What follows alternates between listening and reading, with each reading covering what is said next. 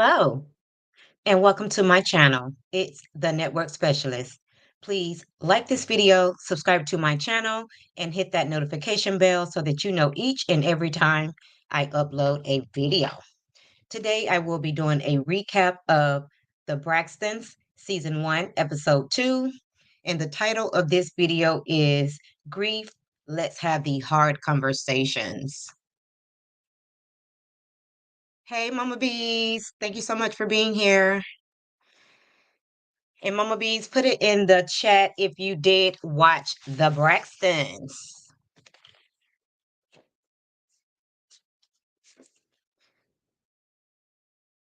Hey, Courtney, thank you so much for being here.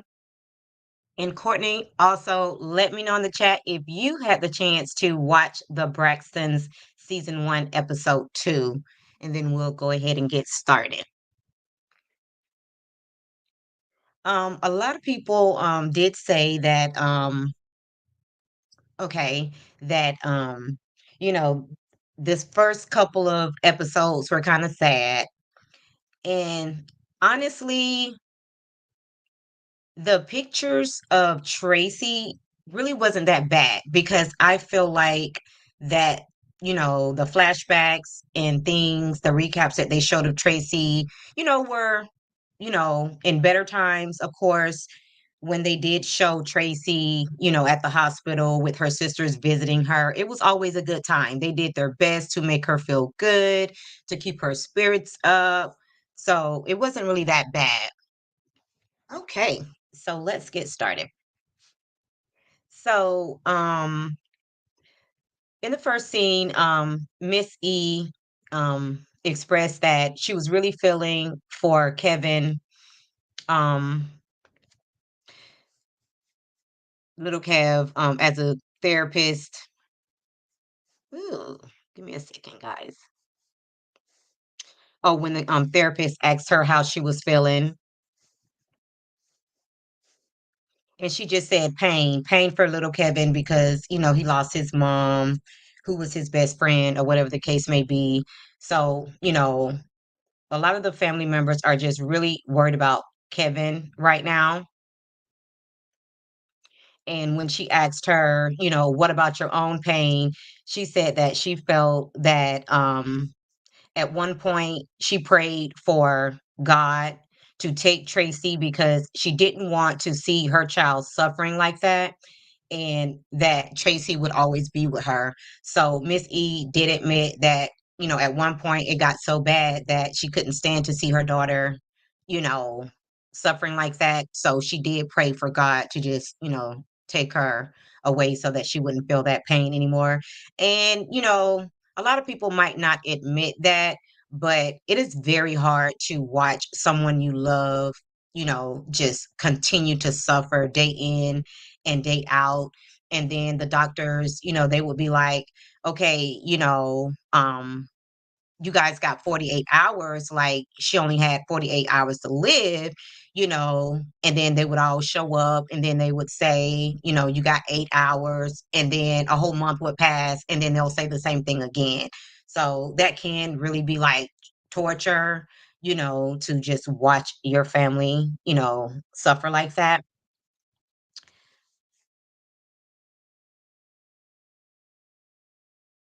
And then in the next scene, Tawanda talked about the last time they were filming. It was in 2020, and they were celebrating Tony's birthday. And Tracy just kept saying that, my, it burns when I swallow, like it really hurts. So, Tawana was like, Tracy, you really need to go to the doctor and find out what's going on. And so after celebrating Tracy's birthday in 2020, she did go to the hospital, and that's where she found out that she was in stage 3 esophageal cancer. And so that's when her cancer journey began. Okay. And just making sure I'm keeping up with the comments. Yes. So that's when she found out.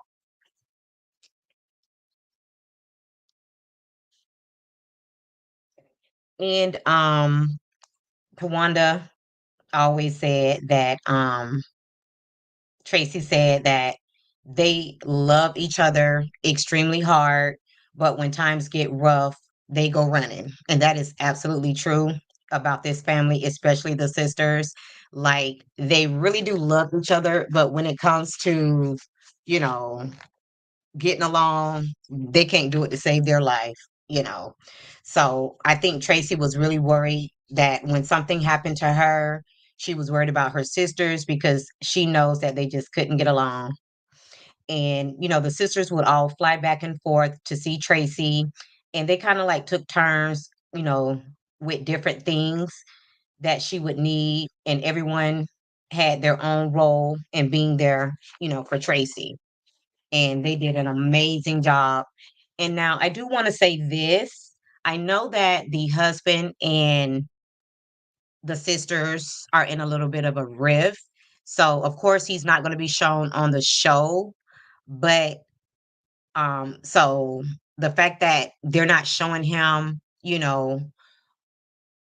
on the show, I'm just gonna take that as they cut, out his scenes or whatever, or they just didn't put him in the show just because he's not a part of the show. So I do believe that he was there for Tracy just like they were on a regular basis, and he was there with her until her last breath. But we are gonna talk about who was actually there when she took her last breath in just one moment. Hey, TNTG Mom, thank you so much for being here.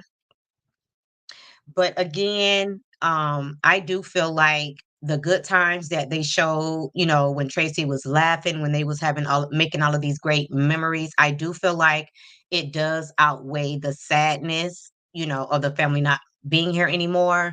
So I know some of you guys might think it's hard to watch because it is really sad, but you know, I really enjoyed seeing all the clips of Tracy. Like, she was my favorite on the show, and now it's, of course, Trina, but, when she was still here, she was definitely my favorite on the show.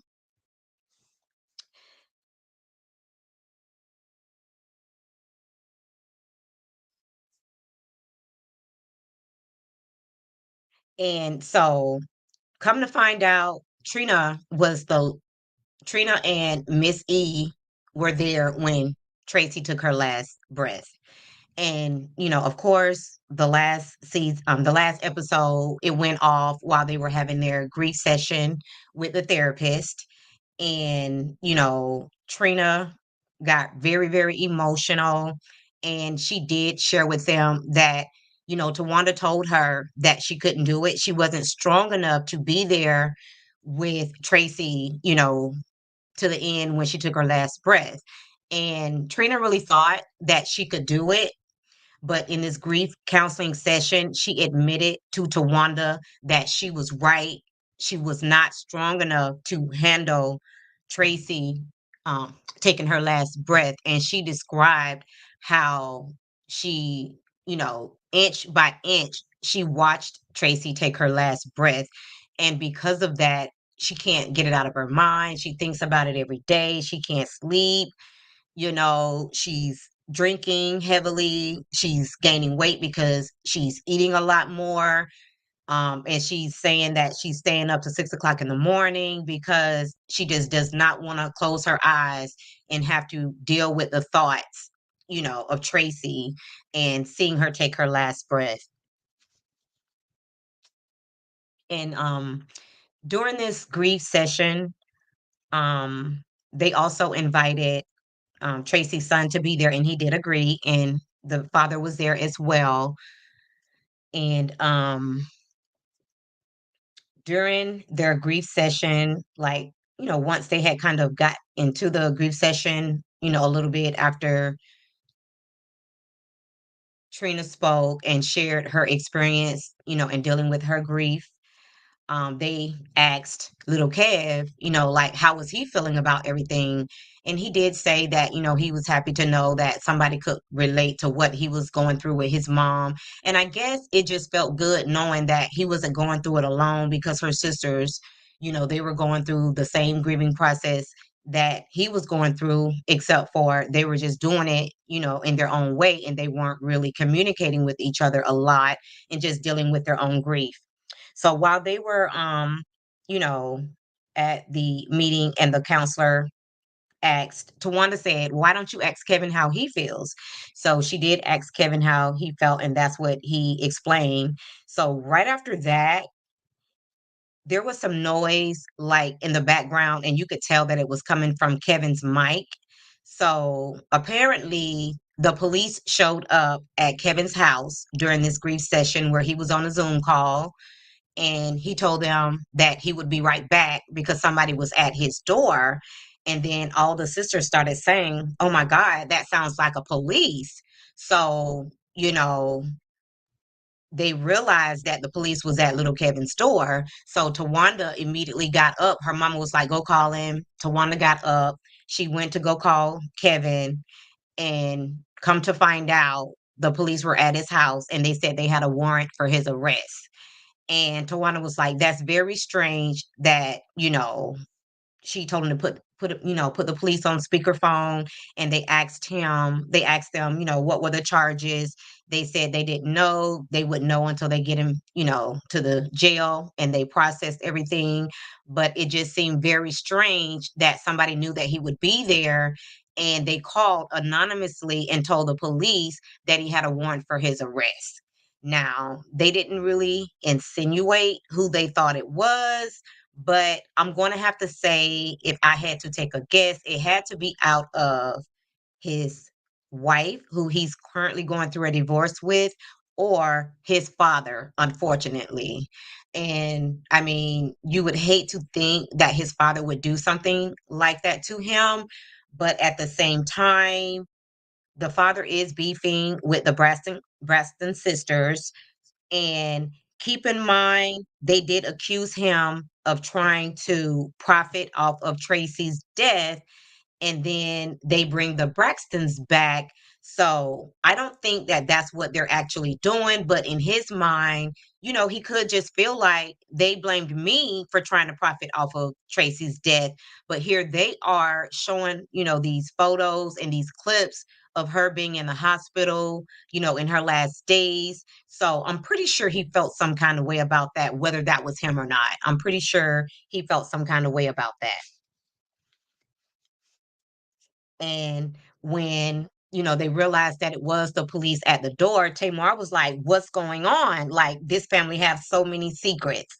And then Tamar automatically got an attitude, and it was so irritating because for me, Tamar is very childish. It just was not the time and place.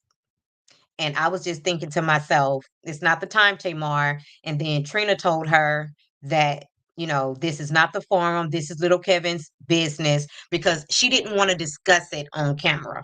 She kind of wanted to, go through the motions or whatever, find out what was going on without, airing Kevin's business out on the show. And basically, you know, Trina told her, "You could be upset if you want. Like, this is not the forum. This is not the place." So, Tamar ultimately had to pipe it down. And it kind of, that's where they kind of got into a little riff, because, Tamar just kind of got out of hand, and she just felt like that the family was keeping secrets, and something happened that she didn't know anything, about. Now, the family did know that Kevin was going through a divorce, but the family had no idea why the police would be at his door. That was all a shock to everybody.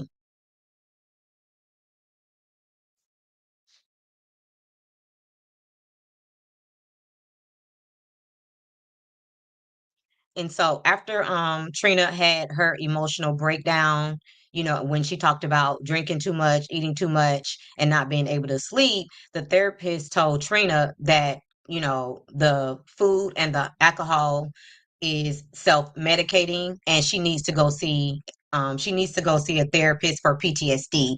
So she felt like not only was Trina suffering from grief, she was also suffering from PTSD from watching Tracy take her last breath. And I know a lot of times we don't like to talk about grief. It's very hard to talk about, but I do feel like it's something that we should talk about, because just holding all of that stuff in, not going to see a therapist, at some point, you know what I'm saying, you're just going to have a breakdown, and it's going to look something like what it did for Trina.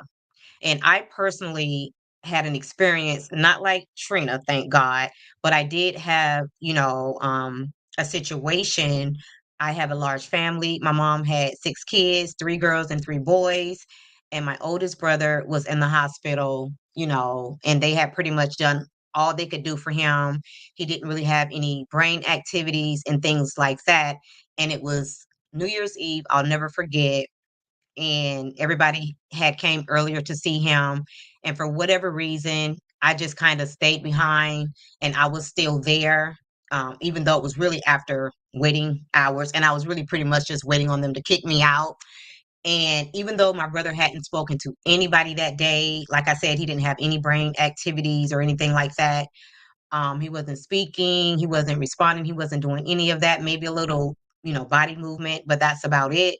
So while I was sitting there, my brother just kind of jumped up, and he was just like, "Hey," and called my name, you know, and that was it. He mumbled a few words. I heard him say something about like one of his best friends, and that was it. And so later on that night, that's when the family got the call that my brother passed away. I felt like they probably gave him something, like they say that they do when you go to, what is it? Your last days or whatever. They gave him something to just pretty much let him die comfortably.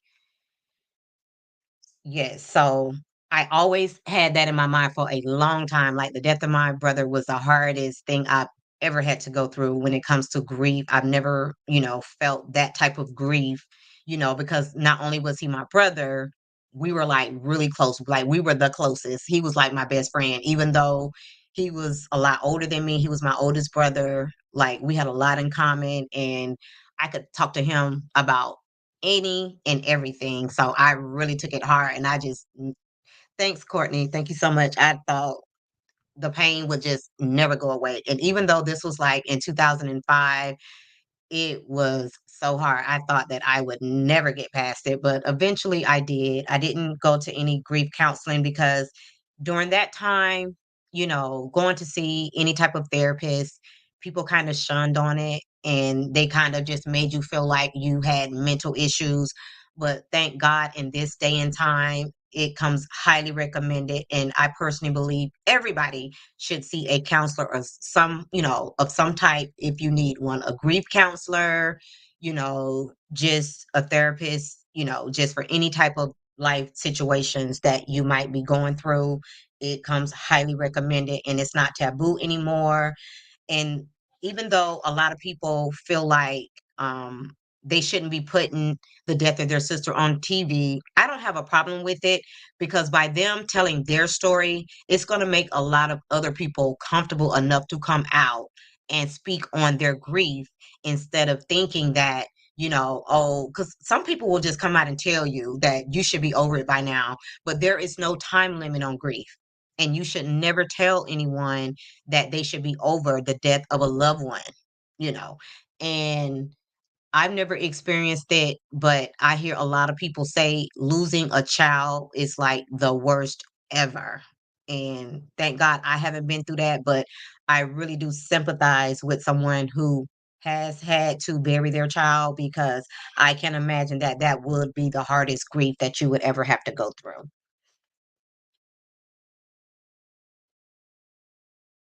And what I like about this episode too is they talked about how Tracy would just blurt out these sayings and things that nobody understood. So they showed a lot of clips of Tracy just saying these weird things that would be so funny and everything. And Tracy truly was the glue that held that family together. And I think they didn't really realize that until she passed away. And now they don't know how to figure things out. And kicking it with Courtney says, I would agree as a parent, I couldn't imagine. Exactly. That has to be the worst ever.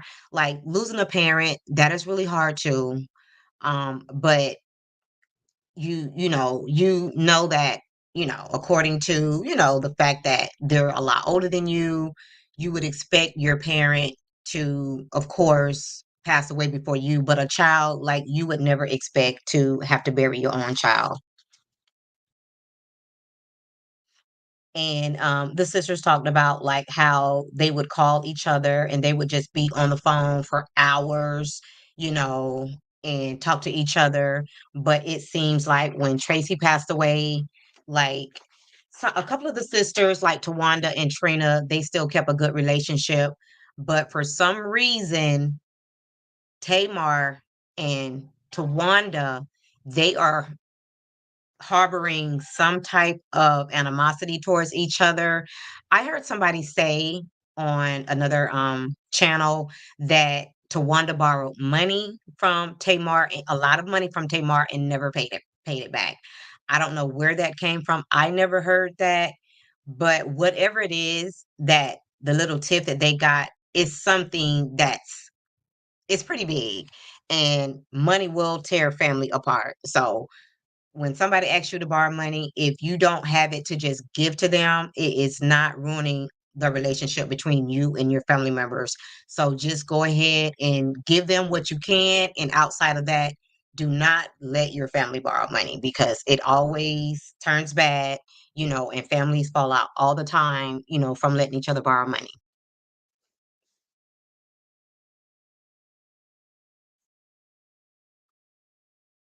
But the clips that they did show during this episode, a lot of times when they did go to see Tracy, they would do karaoke, they would play cards, like, they really made it a fun atmosphere. They would be dancing, they would be twerking, and that is not really even Tony's personality, but they even had Tony twerking, just to keep Tracy upbeat. Like, they went out of their way to make sure that she was good, she was happy, she had everything she needed, So that to me was very good to see. And by them sharing their story, it might make other people feel comfortable enough to open up and talk about their grief with their family and maybe suggest family grief sessions with their own family. Or it might just, make them feel comfortable enough to go and see a grief counselor. Okay. So, you know, like I said, I feel like them sharing their life, I mean, they've always been in the public eye, so this is nothing new. So I don't feel like, that they should have not shared, the passing of their sister with us because they've shared everything else with us. So why not? And people really need to become comfortable enough to be able to talk about grief because it needs to be discussed. I feel like, a lot of people have a hard time talking about death, but we need to talk about death because it's a part of our reality, you know? And just like my thumbnail says, grief is the price that we pay for love. And when you love somebody, and they're no longer here, that's just a process that we have to go through. It's not forever, but it's just a process we have to go through. It's just like, if you get hurt or something, you have to go through your healing process. If you have to get surgery, you have to go through, the healing process. So death is no different. If you lose a loved one, you have to go through that healing process. So that is what it's all about. And Tony, at some point, and Tony always sums everything up so well. Tony did say that she thinks that Tracy was the glue, that they never realized that she was the double stick glue, in which there's really no such thing as double stick glue, but basically she was referring to double stick tape or whatever the case may be. But she was definitely the one that held that family together.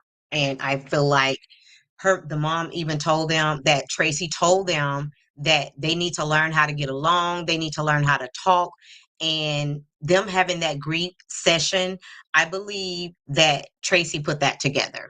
Like, Tracy, some kind of way she spoke to Tony and the rest of the sisters, and that's why they were able to agree because they knew that Tracy would have wanted them to come together and support each other during their grief.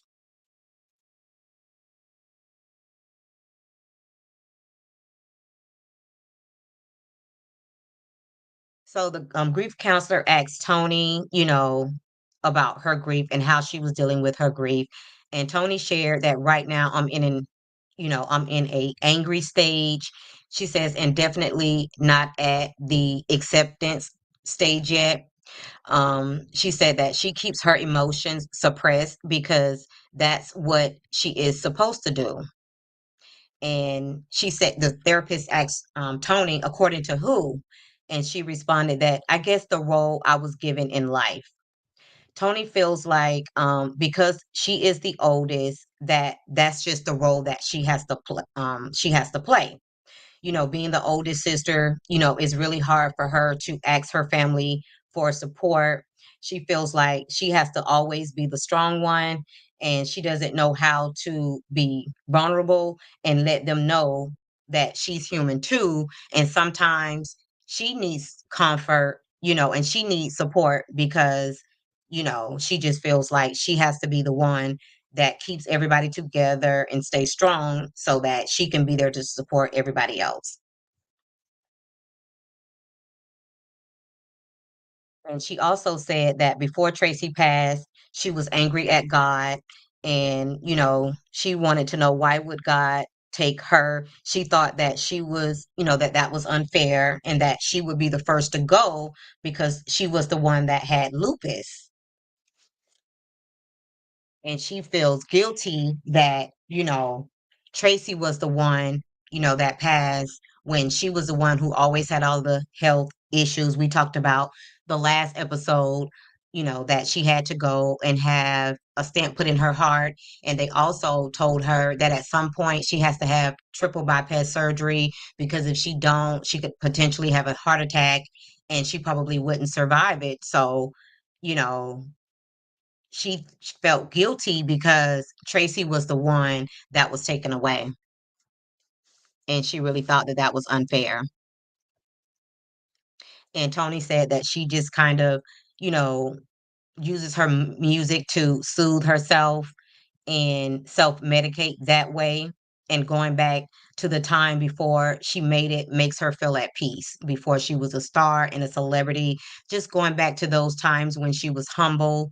She says that puts her at peace, but right now she's just focusing on her music and her kids just to get her through her grieving process. And Tony also said that her parents did a very good job of teaching them the core family, teaching them the core family and being together. She says, but she don't think they did their best job of letting them live their lives individually. And I talked about this from episode 1. I actually could see that where Tony felt like she had to try to bring her sisters along, but she was the only one that got a record deal. So I can see where that could really be hard when it comes to family and your family, especially your mother and father trying to convince you to help bring your sisters along when they didn't get the record deal. That has to be a lot of pressure. So that's basically what she was saying, is that her parents didn't teach them how to have their own individual identities and things like that. They always kind of put them in a bunch, the Braxton sisters or whatever the case may be. And that's a lot of pressure. You're the oldest, you always everybody's always looking to you for support. They're always looking to you, to help them with their career. And that had to be a lot for Tony to have to go through.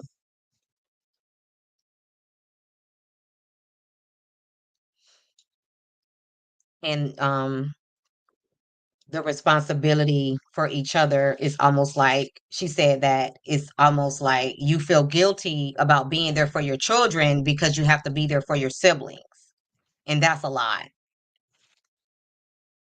And she went on to say that sometimes you put your sisters before your own children, and that she had to work really hard to put her kids first because she was taught that it was all about family. And guys, I know Tony is very timid and soft spoken, and But when you think about everything that Tony has had to go through with trying to be there for her sisters, all of the health conditions, on top of the fact that she has two sons, that has to be a lot. And then the therapist asked the dad, how he was feeling and how he was dealing with his grief. And the dad pretty much said that he was there to learn what his family is going through so that he can be a part of their healing process, which I thought was very admirable. And kicking it with Courtney says that she agrees. Hey, yep, yep. Thanks for being here. And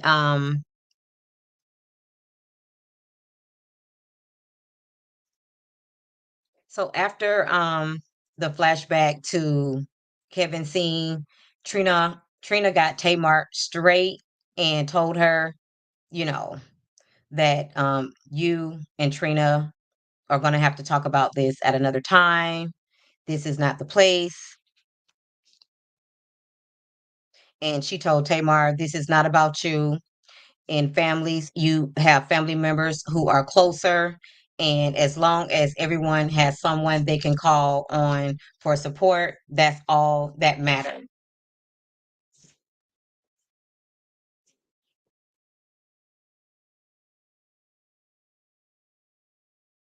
So Trina and Tawanda had been reaching out to little Kev. So that's why he was comfortable enough to share with them what was going on in his life. And that's pretty much why Tamar felt like she wasn't included in all of the conversations. Um, I need to go on ahead and delete you. I can't believe people just come on your page with the foolishness.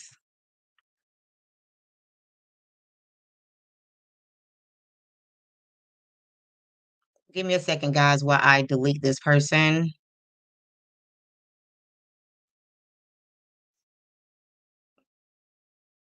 Oh, God, why that won't go?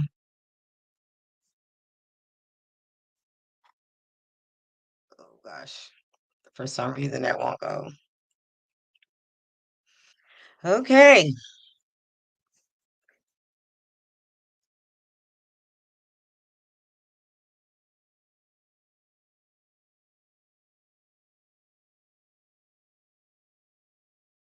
So the therapist did do her best to pull them back in, after the whole episode with Kevin. But Tony said to the grief counselor that the energy is weird.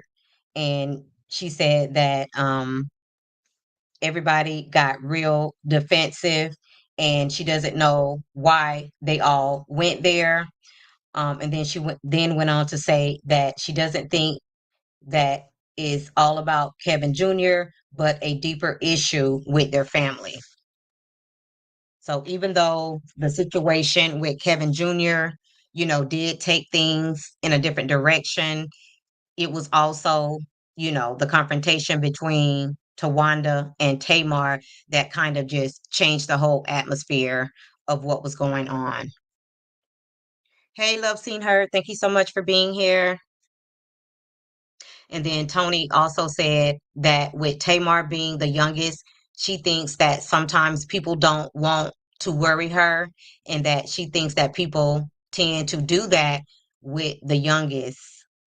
And that's just not okay.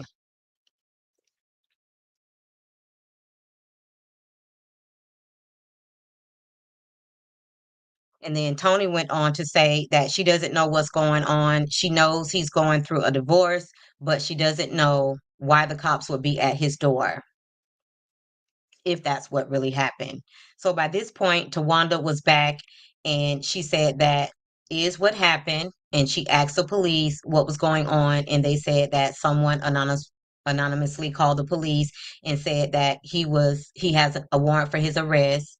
And then they asked, so he has a warrant. That's what they was asking Tawanda.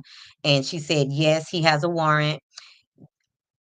And then they asked her for what, and Tawanda said that he doesn't know what the warrant is for. He has to go before a commissioner to find out, what's going on and to figure out what the warrant was actually for. So Tawana then said that she thinks that someone close to Kevin called and set him up. And she said the timing of it all, the timing of the grief counseling, the timing of the call, of the cops showing up at his house is too coincidental. So again, if I had to make a guess, thank you so much, Love Seeing Her. She says, I'm just stopping by for support. This is a hard show to watch. Okay, so Didi also feels like it's hard to watch. I feel a little bit differently, Didi. I feel like we should be able to have these hard conversations. Grief is just a normal part of life, just like going through anything. It is very hard, but it's something that we should get used to talking about because if we don't talk about it, then, we just have to suffer from within. So if you guys had to take a guess, who do you think would set little Kevin up to have the police show up at his door? Because they didn't just show up at his door and say, okay, we're here because you have a warrant. They said that somebody anonymously called and told the police that he had a warrant. And if you had to make a guess, who would you guys think would do that to little Kevin Jr.?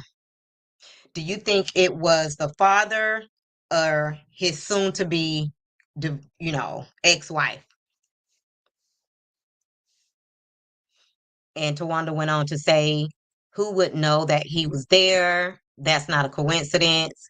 And they all agreed, if Tracy was there, she would be right there at the jail with him. Like, so they all felt like they had to kind of cut things short and, be there to support little Kev. Kicking it with Courtney said Carlos King. Yes, we're gonna blame him because he blames us for everything. And Courtney feels like it's the ex-wife. And she is one of the options, but ironically, in the last episode, even though she filed for divorce, like right before the 2-year anniversary of his mother's passing, she did do his hair, so it seems like there is still a little love there. And TNTG mom said she believes that it's the ex-wife. Okay. And so at that point, Tony told the therapist that obviously they would have to meet with her again another day, another time. And she said, there's no way that we could get all of this done in one session, because there's a lot of deep situations that's going on. And Love Seen Her said, I'm saying that because I have not watched the show as of yet. Nobody watched the show. You didn't watch it. Courtney didn't watch it. TNTG mom didn't watch it. No, I don't know if TNTG mom said she didn't watch it. I think Mama B said she didn't watch it. Okay. Gotcha, Dee Dee. And Mama Bees said she thinks it might be the dad. And Mama Bees, I'm kind of leaning more towards the dad as well, just because they accused him of doing the same thing that it could look like they're doing. Not accusing anybody of anything. I honestly don't think that the husband or the sisters use her death, for financial gain. I don't want to put that on anybody, but I'm pretty sure how everything went down that he would feel that way and he would want to, throw some salt in the game. And maybe he felt like his son should have been on his side through all of this. I mean, he is a junior, so you would think that he would want to be on his side. And then someone also said that the dad was trying to help him get his marriage back on track. So, maybe they had mended their relationship. And for Kevin to kind of be there with the sisters, maybe that makes him feel some kind of way.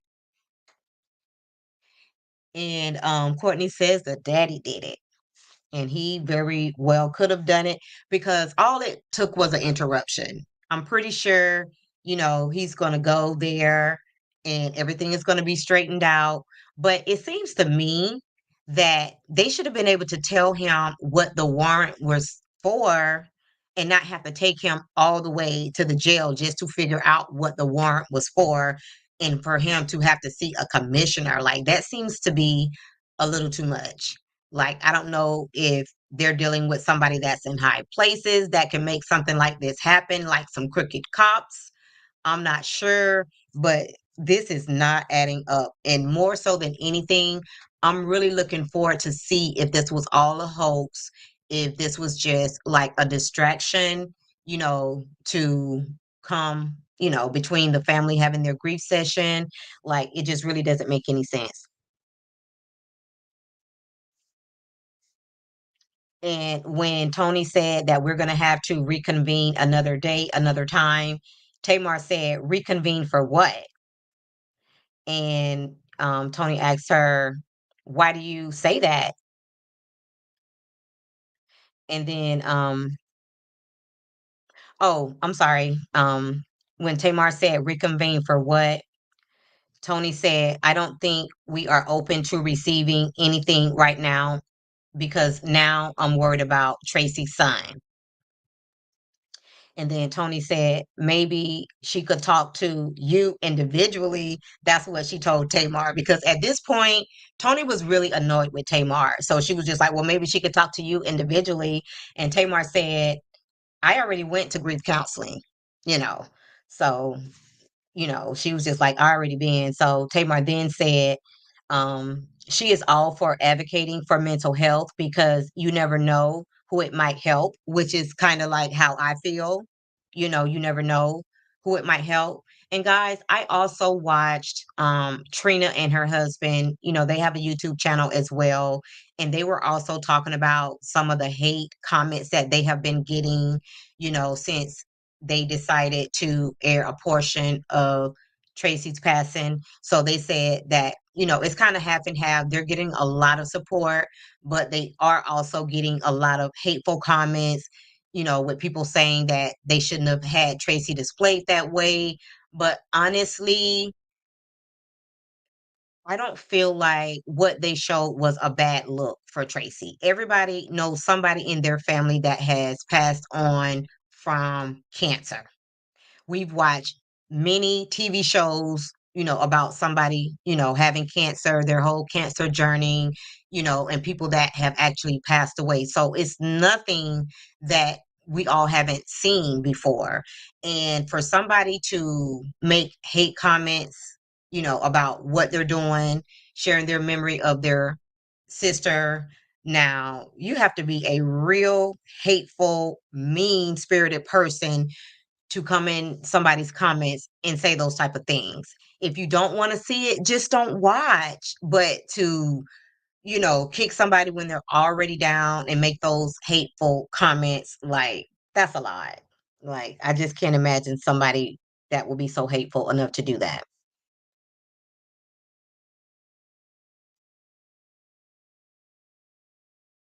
And then Tamar also said she moves in a space for what's best for her, her mental health, and what's going to allow her to remain physically and mentally, sane.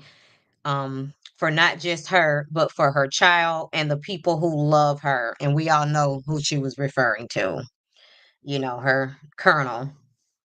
And then she also went on to say that her boundaries are very serious and she doesn't waver her boundaries for anything or anyone.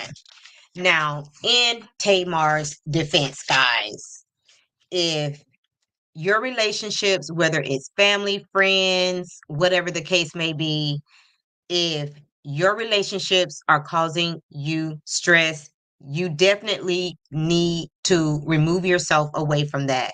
So if Tamar has to remove herself from her family to have a peace of mind, then I'm all for that for her. Because at the end of the day, you know what causes you stress. And if something causes you stress, you have to remove yourself from it. I don't care if it's somebody you love, your mom, your kids. That's just what you have to do. And Dee Star said, right, it is sad for people to be mean during the most difficult time.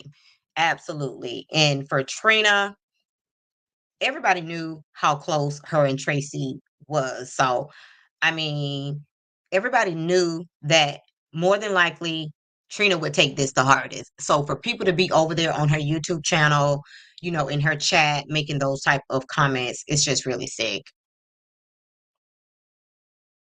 And Dee Star also said, when does the show come on? The show comes on Friday, I want to say at 9 o'clock, Friday at 9. So it doesn't cut in to the LAMH time. So it's on Friday. So um, if you're free on Fridays, definitely watch the show. And being that they kind of wrap that session up, this last past episode, hopefully they'll be moving on to happier times. But again, I enjoyed the clips of Tracy just because I forgot about how Tracy really made that show and how she really held that family together. So it's just a reminder to everyone of the amazing person that Tracy was. And another thing that Tony said well, not Tony, it was actually Trina on her YouTube channel. She said another reason why they wanted to share is because their fans love Tracy just like they did. And they wanted to share that with them because, they could be going through something, the grieving process, missing Tracy. They love Tracy too. So they wanted to be able to share that experience with the fans as well. And Mama B said, I would never make negative comments to someone who is grieving. It could be triggering for some people. I think they just shouldn't watch. Yes. And actually, Mama B's, this was actually, I mean, they're saying negative stuff on social media as well, but this was Trina talking about, the negative comments on her YouTube channel because, she has a YouTube channel, which is not dedicated to this show. She does talk about the show sometimes on her channel, but she does cooking on her show, her and her husband. So she had this YouTube channel, I think, before they even decided to bring the show back. So that's just her own personal space, but she does have conversations on there about the show, like when they had their I guess their review or when the show was coming back on, she talked about that on the show and she actually, went live from the event.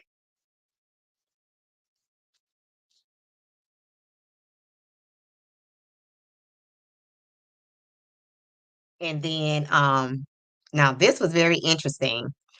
Tamar also went on to say that it no longer serves her to beg. She has no desire to beg. And so Tony asks, Tamar, can I ask you, what do you mean, about begging? And she said, um, when you say, I don't want to beg, what do you mean by that? And then Tamar responded, beg for sisterhood, beg for friendship, beg for time, none of that.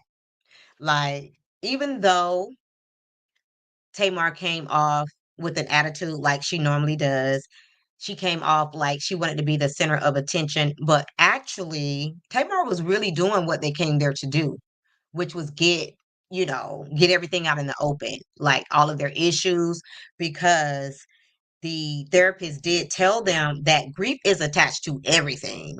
Grief is attached to your problems that you're having, whether it's physical problems, financial problems, problems in your relationships. Grief is attached to all of that. So I think Tamar went there with the intentions of letting her sisters know how she really feels. And I think there are some things that's going on behind the scenes that we're not aware of. I mean, we have an idea just because Tamar always, goes off on social media, but I think that she's really um in some type of beef with her sisters about the guy that she chooses to date. So hopefully we'll get to see that play out on the show. And then Tony said, I am sorry if I made you feel like you were begging.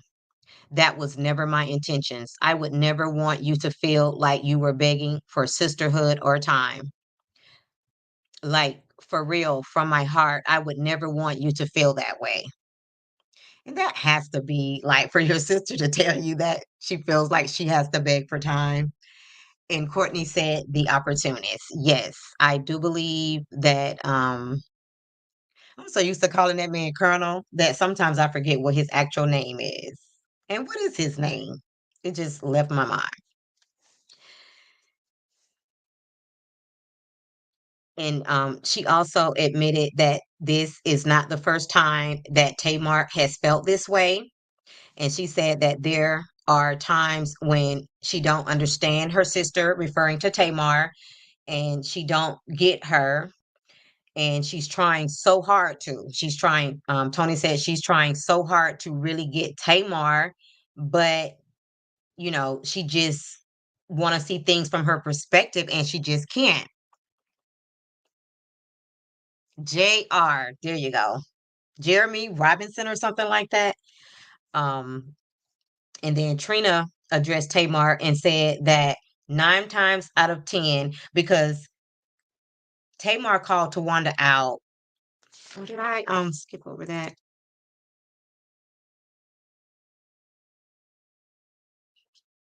Um, tr- um, Trina told Tamar that 9 times out of 10, when she calls her to meet up, she's there. And Tamar agreed. So, and that's going to really bring it full circle um, to what I really feel like they have a real issue with. So Tamar agreed and thanked her for that. And she said she comes because she wants to be there. Like, you don't have to thank me. I want to be there to spend time with my sister. And then Trina made a very good point. She said that one of the problems they have in their sisterhood is that they always put everything into a bundle. Just be honest with the person that you have a problem with, because it obviously is not her. Now, guys, that's the root of all their problems. And I noticed that even before she said that, every time they address each other, they all do it. They make it seems like they make it seem like it's a group problem instead of calling that one person out. So instead of um Tamar calling Tawanda out, she just made it seem like it was all of them. And that's just not true. And Trina called her out on it. Like, every time you call me, I'm there.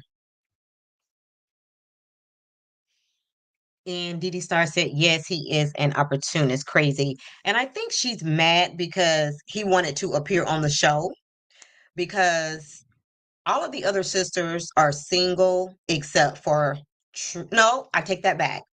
Tawanda has a man, and Trina is married. And I'm pretty sure at some point, Tawanda's man is going to be on the show.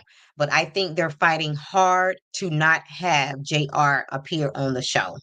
And I believe that is the root to a lot of Tamar's problem, is because she know her clout chasing man, not sure if he's her husband or not. She called him her husband, but nobody had any recollection of her announcing that they were getting married.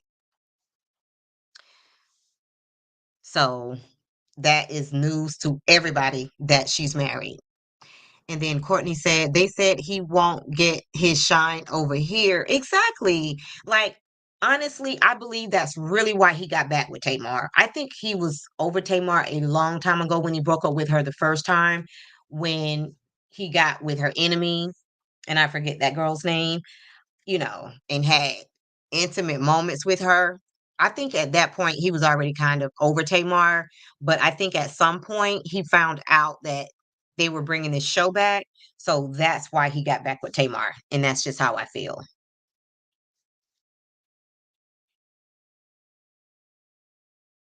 Tommy.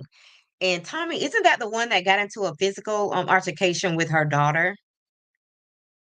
If I'm not mistaken.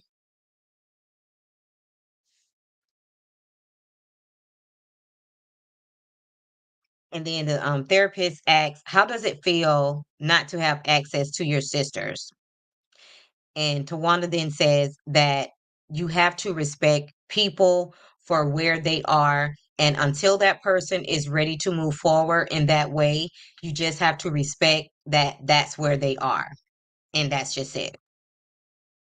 And so the therapist said, that's not a feeling. And then Tamar said, be honest, they don't care.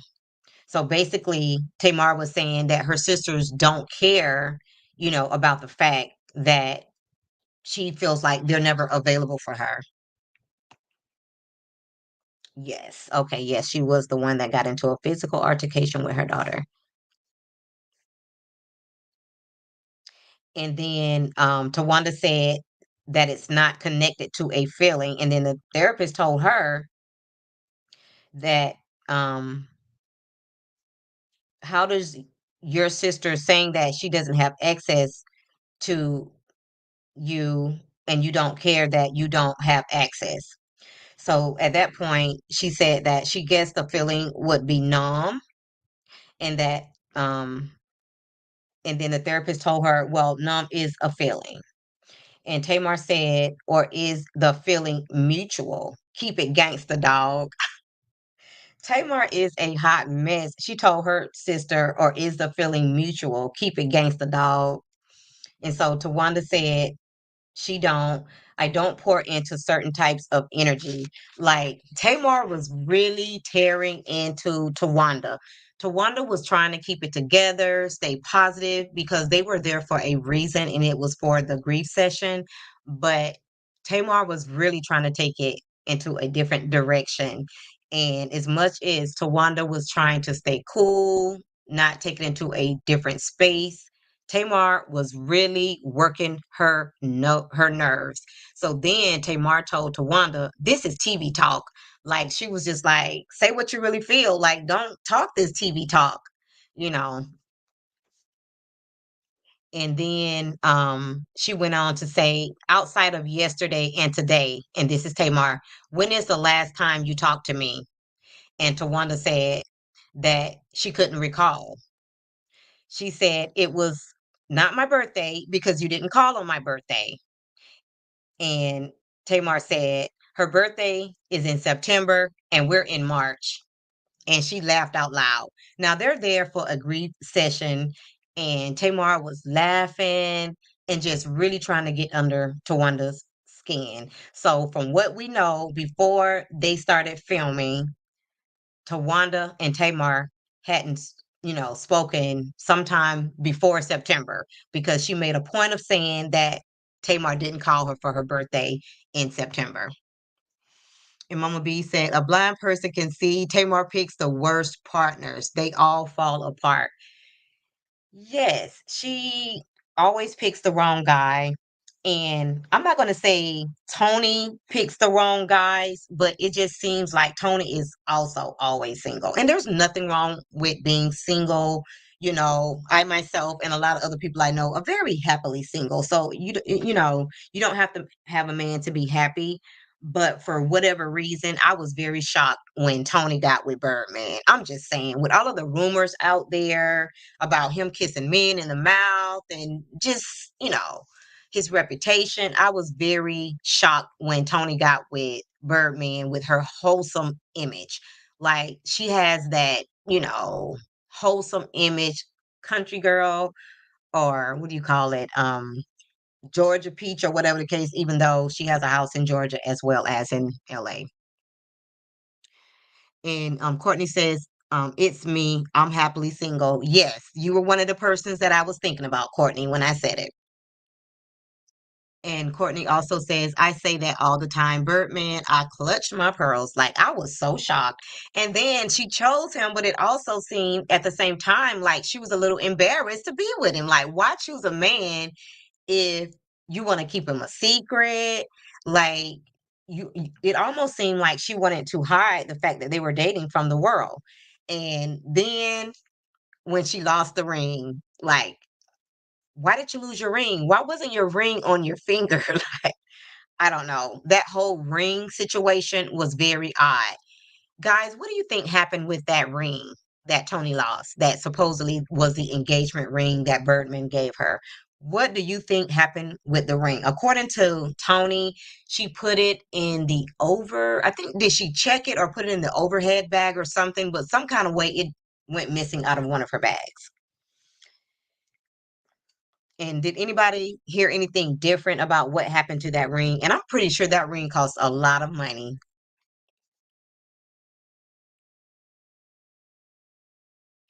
And Dee Dee Star says they all picked the wrong guys. Trina picked outside of her regular type, and it seems like she is doing good with this one. Absolutely, she did. And, I mean, sometimes you think that people are faking being happy, but it really seems like, Trina and her husband balances each other out, and they really do seem to have a good relationship overall. I mean, everybody's going to have issues, but they do seem to genuinely be happy together. And Courtney says, same thing that happened to Destiny Gucci bag. She sold it. Oh, so you think she fell on hard times and she sold the ring, Courtney? Because that thought did cross my mind. And guess what? Guess who else is going through that right about now? On Toya and what's her daughter's name? Um, Little Wayne's daughter. I'm forgetting everybody's name today. Toya's daughter. Well, Toya's husband lost his ring, and he lost it like 3 or 4 months ago. And every time she asks him about the ring, he always changes the subject or whatever, and he never wants to talk about the ring. So he finally admitted that he lost his wedding ring. And Toya was like, Regine. That's the show is called Toya and Regine. So she already knew that he lost the ring, but she just wanted him to be honest about it. And I don't understand. I mean, if you'll lie about something so trivial and small, like what else are you lying about? Like, I hate when people lie about something. I mean, what is she going to do? I mean, you lost the ring. Things happen. Yes, Regine. And Toya always calls her Nay. Toya love her baby. Oh my God. Regine decided to move to LA, which is off topic, but oh, Toya is sick right now. And Dee Dee Star says, Courtney, I thought insurance pay out too. Huh. Yep, that could have been the case. And that's probably what she meant because they usually do have insurance on their valuables. Exactly. Got it.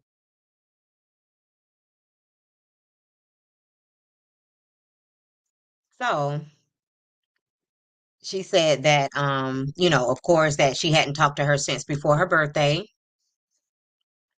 And then Tawanda then said that she is in a space where she is focusing on her children and her relationship and the people in her household. So then Tamar said, so Trina and Tony, they live in your household? Like she was not giving Tony a break, Tawanda a break. And then Tawanda said, they call me. I talk to them every day. Tamar said that Tawanda doesn't answer the phone when she calls. And then Tawanda said that every time Tamar calls or texts her, she answers the phone, and that's a fact, and she got receipts. So I think that Tamar doesn't want to hold herself accountable. She's mad at Tawanda for whatever reason, whether it's the money situation that somebody said that it was, or whatever the case may be. And instead of her confronting her sister and getting it out in the open, she's just like, refusing to call, just ignoring her sister, whatever the case may be. And maybe Tamar feels like, okay, you should call me because you owe me money. And everybody can think of a situation when they let somebody borrow money. And you don't want to have to feel like you got to call the person that owes you money. They should be calling you. So maybe that's how Tamar feels. Like, even though Tamar acts like a brat 85% of the time, sometimes Tamar makes some good points. I'm going to have to say that. Usually it's never at the right time, but she does make some good points. So Miss Evelyn went off And she said, I am sick and tired. They can't even sit down and have a decent conversations without all of the foolishness. What if one of y'all walked out that door and you died and something happened to delete you from this earth? Don't you know how short life is? And she says, I can't take it. It's too much. Like they are really driving their poor woman in the ground. And the dad, he lives in Maryland, DC area. He's not really there for a lot of the drama. He's not on the show. Periodically he is. But because Miss Evelyn wants to be on TV, wants to be in the midst of the drama, they are really taking that lady through it. And she was just like, y'all not gonna kill me, you know. So she pretty much just got up, walked off. I mean, she had enough. And she just kept saying, y'all just don't get how short life is, which is true. Because if something was to happen, now y'all back in the same situation, grieving on the sister that you lost. You know what I'm saying? When you could have just had an open line of communication and just been there to support each other, with whatever you got going on. And Miss E then told them, even Tracy told them, if they continue to argue, she will hunt them because it is not necessary. So Miss E said that Tracy told them if they continue to argue that she would hunt them. Oh my gosh. Like I really know that Tracy talked to them before she passed and tried to get them to a place where they would be able to communicate better. So Miss E said, go ahead and act a fool. I'm tired of going to God for the same thing. Lord, please bless my kids. Please help them to have forgiveness. Please show them the way. To show them, please help them what to show their children. That's pretty much the prayer that she says to God. And she said, what in the devil are you showing them? How to be against one another? Hey, Mama Dama. Thanks for being here. She said, stop it. I'm fed up. And she was just like, you deal with it. I'm tired. Do what you want to do. And that has to be embarrassing. Like to have somebody, this lady who is a professional, come to the house because they had the grief session at Tony's house in Atlanta to talk to the family. And every single time they get together, it always ends the same way in drama. She said, these are grown behind people. I'm not going to be in the middle of this. They have issues that she can't fix, and it's not her place to fix it. She's not a fixer. She's a mother, and they are not going to unalive her. And she says, how about that? Like, she is over it. Like, they could really make this show something positive and just really show true sisterhood and just make it, a really nice show. But for whatever reason, every time they get together, it's always the same thing. And then the therapist told Miss E, she said, you said a lot to your girls, and I think it mattered to each of them. And she told her that they were affected by what she said. And then Miss E was just like, like, yeah, right. It probably went in one ear and out the other. And then she said that it's not that she feels like it didn't affect them. She just disappointed in them because enough is enough. And let me just take a sip.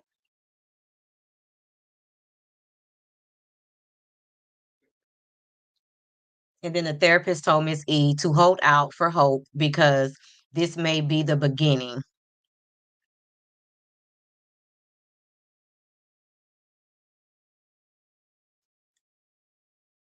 And then the therapist told, the girls, she says that she's hoping for the same thing that their mom is hoping for, and that is that they will find their way to change, but they have to be motivated for it.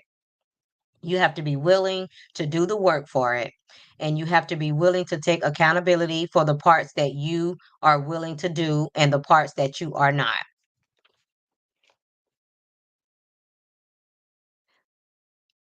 And Tony then said that it's obvious that we need to have a couple of these sessions, but we appreciate you for coming and taking the time and hoping that we can do it again and take a deeper dive.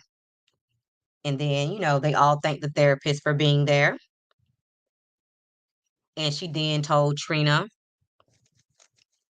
um, and then the therapist told them that when they want to do the work to give her a call.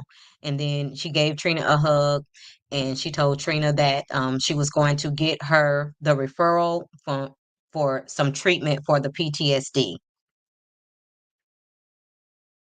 because the suffering will not end because you got a little bit of relief.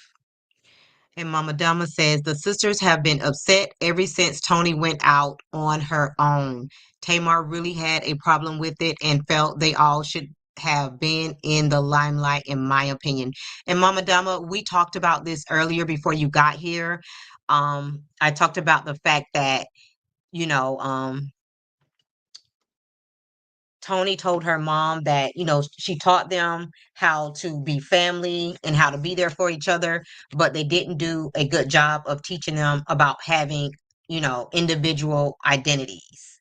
And we also talked about the fact that Tony was the one that got the record deal, but she always felt guilty and felt like she had to bring her sisters along. It's hard enough to try to make it out here, you know, and be successful in that industry, but when you're always feeling guilty about your sisters and you're always trying to bring them up with you, that has to really be hard, on top of the fact that she has all of those health issues. So I totally agree with you, Mama Dama, and that's exactly what I feel like they have taunted Tony with her entire life. And I kind of think that's why she always downplays herself and she's so timid and quiet, is because she don't want to let her light shine because she feels guilty that she was the only one that got a record deal. And then I think in the last time I did a review of episode 1, I talked about the fact that I believe that they held it over Tracy's head, that she got pregnant right before they were supposed to go out as the Braxton sisters. She came up pregnant at that very young age. So I feel like they held that over her head. And I felt like she felt abandoned when she had to stay behind and her sisters went on to pursue their careers. So I kind of felt like she blamed them and they blamed her. So I feel like that's why there was always a little rift, between the sisters. And she said, true. Hmm. And to be honest, that might be some of the reasons why they don't like Big Kevin, because here it is. My sister is getting ready to be a star. We are the Braxton sisters. And dude, you go and get my sister pregnant. Like maybe they held some resentment, against Kevin for that. Like, I don't know. I mean, they were kids. I mean, nobody is to blame, but to be honest, I mean, it was her decision to make to keep her child, and I'm pretty sure she's happy that she decided to keep her child. But, you know, maybe they felt like she should have went a different route, if you can read between the lines.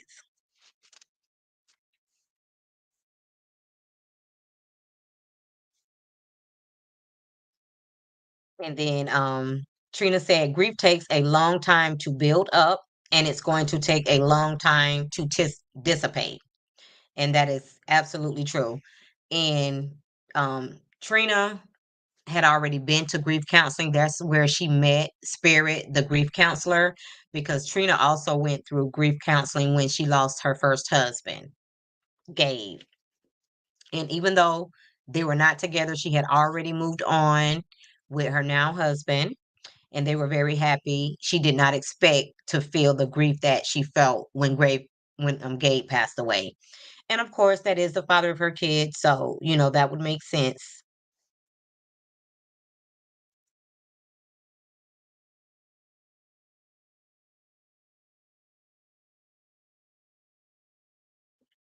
Okay. And then Trina said, when you meet with grief counselors, she can say this now. It gives you the freedom to not move past the situation, but to move forward from the situation. And let me repeat that. This is what Trina said. Since, like I said, she's already been through grief counseling, and she said what grief counseling did for her. Um, it gave her the freedom to not move past the situation, but to move forward from the situation. And she said that's what grief counseling did for her. And that is what she's working on doing now, just moving forward, you know, with her grief.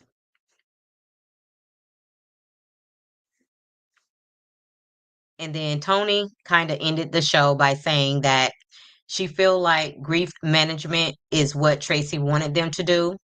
She knew that her passing was going to put space there, and this was her way of pulling them back together. She said they are not there yet. This is the beginning, but that she does know that it is, she does know is that they love each other very much, and that's all that matters, no matter what. And Mama Dama says Trina seems to be very happy now with her husband. I hope the show doesn't make her backslide. And yeah, she does seem to be very happy with her husband. Vaughn, that's his name. I've got everybody's name today. She does seem to be very happy with Vaughn. So for me, it seems like Trina is kind of filling the shoes of Tracy. I feel like she stepped up and she's trying to hold this family together. And honestly, I felt like my brother, my oldest brother that passed away that I spoke of earlier, was that person in the family that had everybody together. And when he passed away, I kind of felt like I needed to be the person to do that. And I did that for a while until I kind of got tired, and I'm like, I'm over here busy trying to keep everybody happy, everybody together. But, you know, what about me? So I had to take a step back. But yes, Trina is definitely going to move in that space and fill those big shoes that Tracy left for her to fill. And I love me some Trina. She's just so down to earth. She's fun. And these first two episodes, Trina has really been holding it down. She's been doing the majority of the talking. It seems like she's the most outgoing. She knows what to say. When you guys start watching the show, you're gonna see what I'm saying. Like Trina is really holding this family down and this show, to be honest.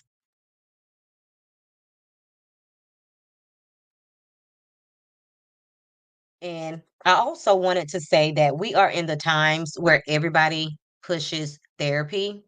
And this family decided to have a therapy session and share it with the world. Isn't that what we want? Like, we always tell everybody that they need to see a therapist. So they decided to see a therapist. So isn't that what we want?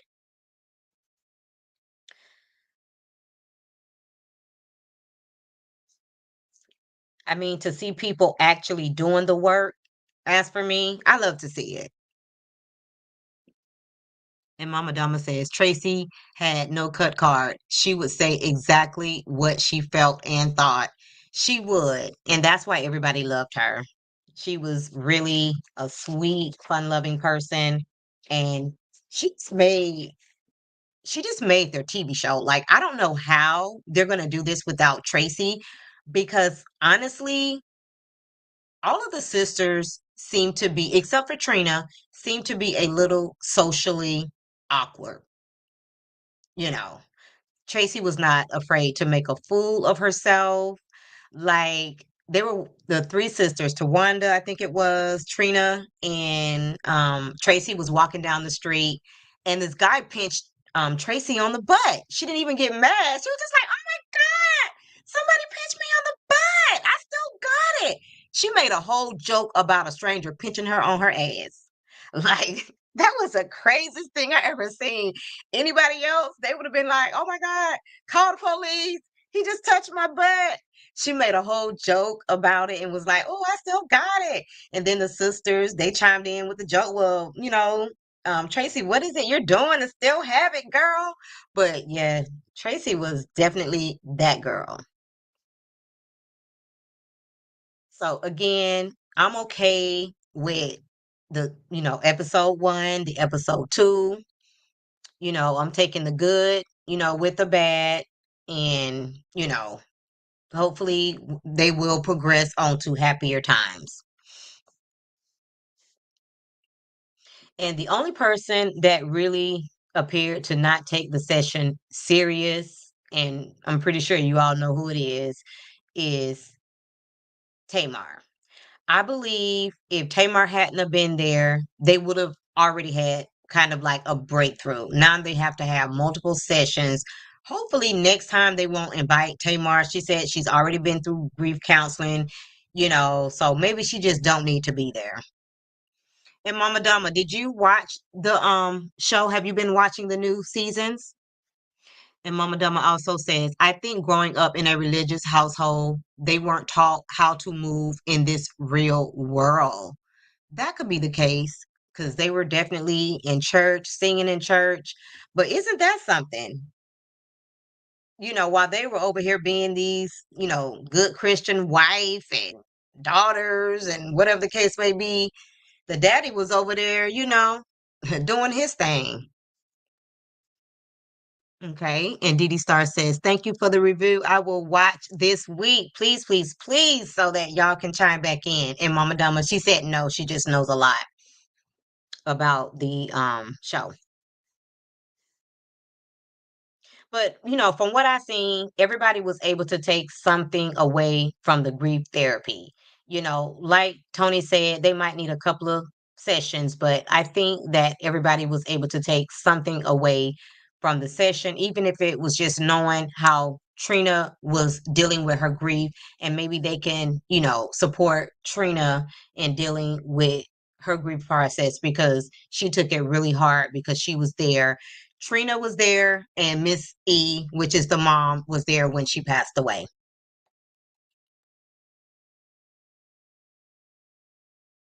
She says, and Mama B says she agrees.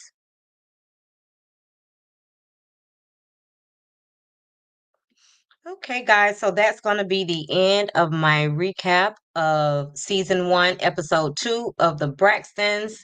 And guys, even if you don't watch the show, whenever it initially comes on Friday, you can always, if you have the platform to watch the show, you can always go back and watch the show. I myself, I've already watched it like 3 times, so you don't have to watch the show whenever it comes on Friday. If you have the platform, I know for me it's Philo. That's how I watch the show. So if you have the platform to watch the show, you can always go back and watch it if you don't catch it on Friday. Exactly, Mama Dama. Their dad was no help. That's why I said, he's over there in Maryland doing his own thing with his new wife, and Miss Evelyn over here struggling with these girls and all of their traumas and bad relationships and drama. Like, she's really over it. She is really over it. And so, guys, I guess we're going to have to wait to see if JR is going to be on the show, if Tawanda's man is going to be on the show. Tawanda seems to be doing really well with her man as well. I don't think they got married or anything, but I'm pretty sure they've been together for a very, very long time. I'm not sure how long, but I know they've been together for a long time. So she seems to be doing pretty good as well. So, guys, again, that's going to be the end of my recap. Thank you so much for joining me. And if you haven't done so already, please like the video, subscribe to my channel, and hit that notification bell so that you know each and every time I upload a video. Thank you so much for watching. Have a great rest of your evening, and bye for now.